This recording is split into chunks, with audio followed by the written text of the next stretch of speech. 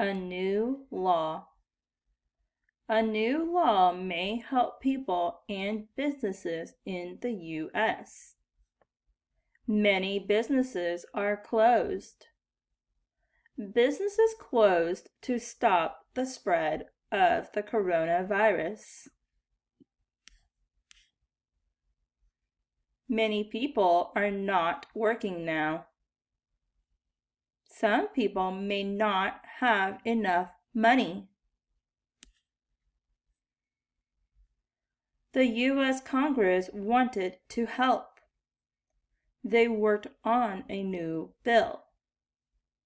The bill became a law on March 27th. The law says the government can give money to people. The government can give money to businesses too. Okay, let's check your understanding.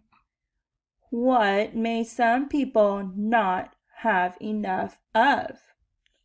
Maps, mail, money. The answer is money. Give yourself a pat on the back if you got money. Who wanted to help?